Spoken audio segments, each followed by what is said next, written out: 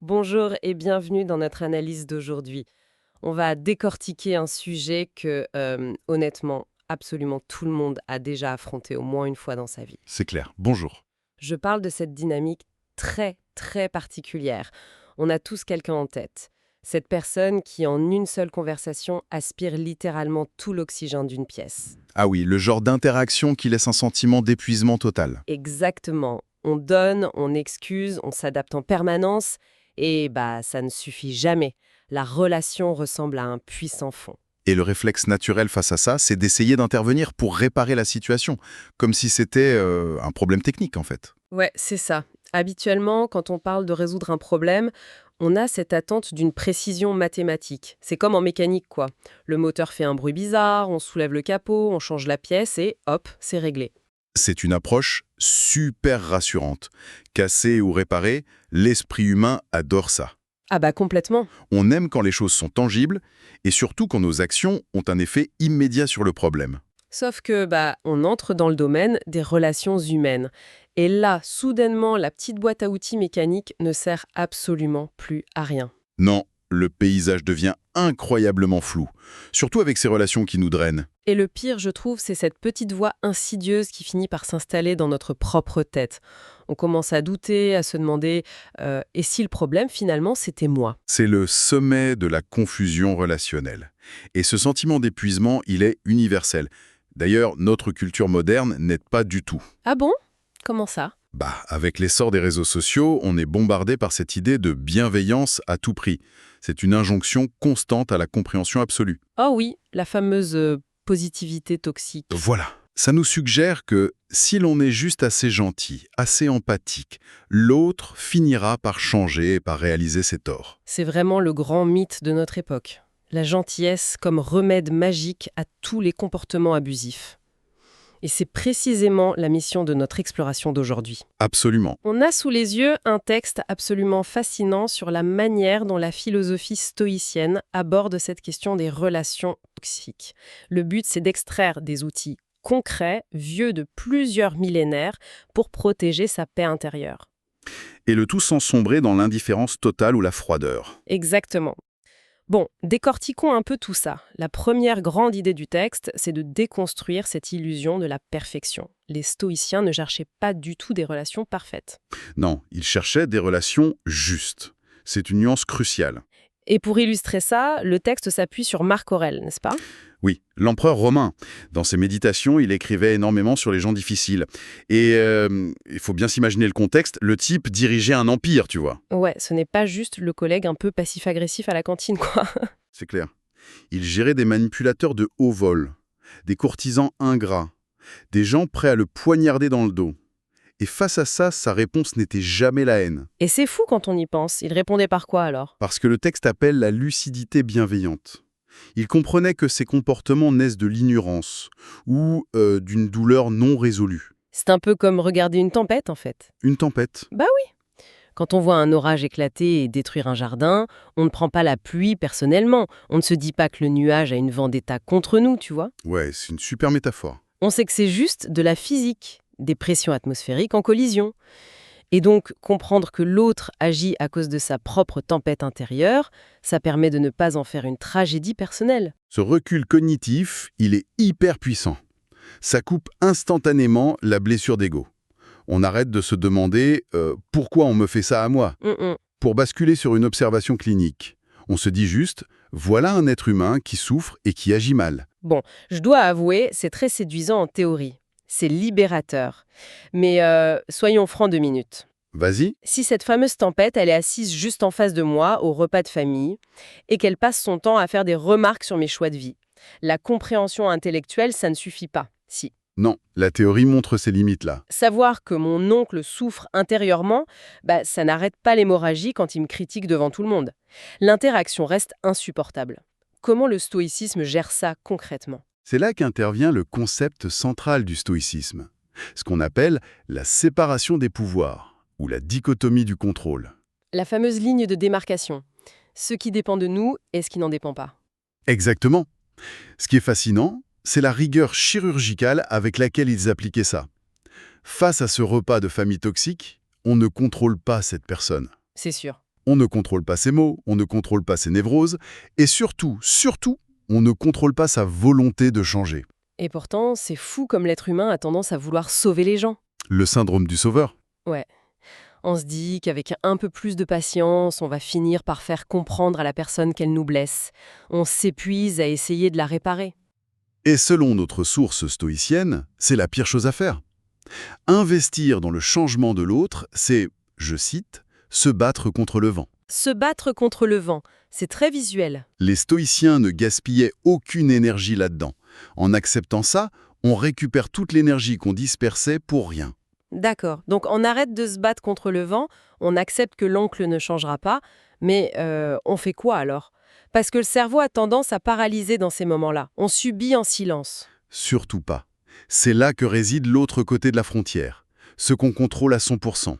C'est-à-dire?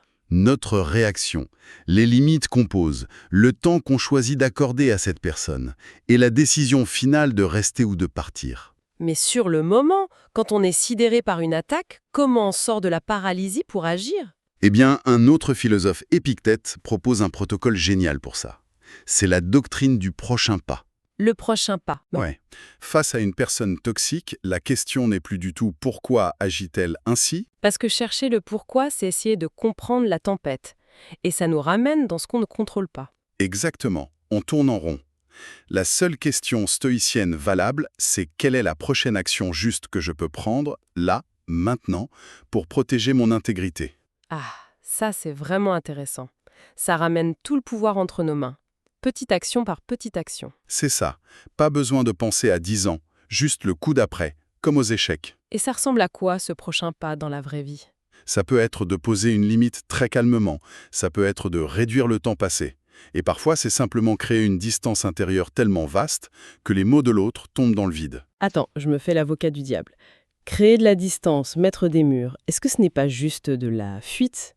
Une forme de lâcheté pour éviter le conflit? C'est une objection classique, mais le texte est très clair là-dessus. Ce prochain pas stoïcien exclut la vengeance, mais il exclut aussi la honte et la fuite. C'est purement stratégique.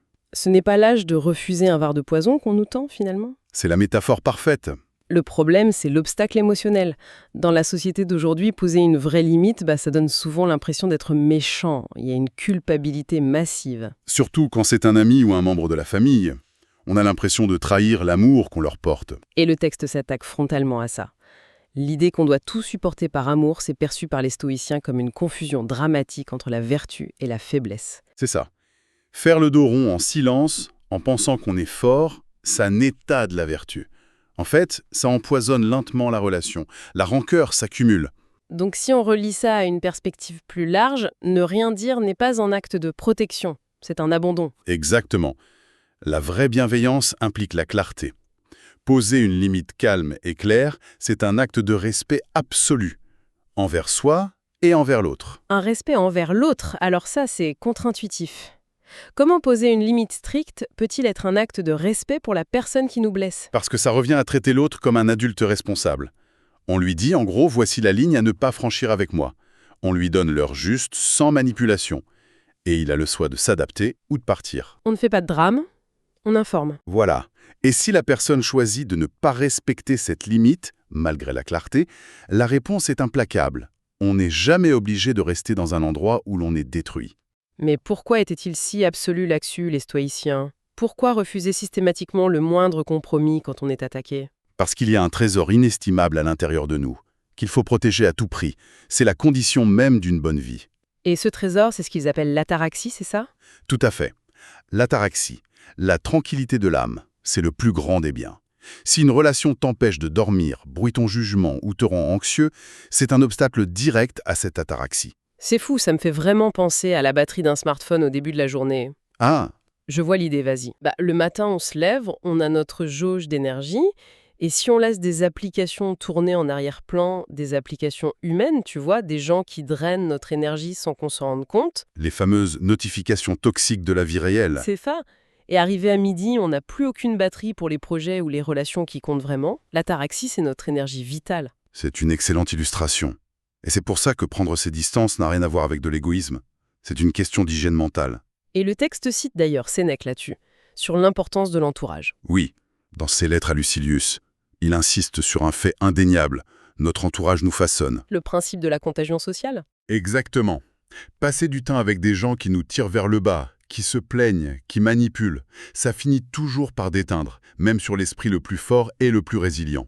La friction prolongée érode tout. On ne peut pas rester imperméable éternellement. Non. Et cela soulève une question cruciale. C'est notre propre responsabilité de filtrer notre environnement. C'est pas une fatalité. Il faut s'entourer de gens qui nous élèvent et s'éloigner des autres sans hésitation. Alors, qu'est-ce que tout ça signifie, au fond, si on fait la synthèse de tout ce qu'on vient de dire? Ça signifie qu'on peut très bien aimer quelqu'un, lui souhaiter sincèrement du bien, tout en actant de manière lucide que la relation n'est plus viable. Oui, l'amour n'est jamais une obligation de sacrifier sa paix intérieure. C'est exactement le pilier de cette analyse.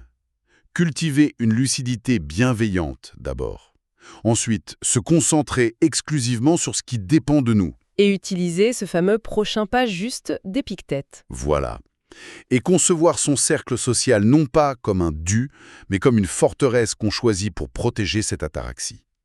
Le texte nous invite vraiment à faire un inventaire clair, sans jugement de valeur, de ceux qui nous vident et ceux qui nous nourrissent. C'est incroyablement puissant. Et ça me donne une dernière pensée, un peu provocatrice pour clôturer ce décryptage. Ah, vas-y, je suis curieux. On vient de passer presque un quart d'heure à parler des autres. De ces gens qui nous vident, qu'il faut apprendre à filtrer pour protéger notre paix. Oui, c'est le thème. Mais si l'environnement nous façonne si profondément, et qu'on a ce devoir stoïcien de filtrer ce qui draine notre énergie, comment peut-on avoir la certitude absolue de ne pas être, parfois, sans même s'en rendre compte, la personne toxique dans la vie de quelqu'un d'autre? Ouch, c'est une excellente inversion. N'est-ce pas le test ultime du stoïcisme? Appliquer cette lucidité impitoyable non plus aux autres, mais à l'observation de nos propres comportements. Et se demander si on n'est pas l'application en arrière-plan qui draine la batterie de notre entourage. Exactement. Et si on était la tempête de quelqu'un d'autre? Voilà une question qui devrait bien occuper l'esprit de ceux qui nous écoutent. À méditer sérieusement, en effet.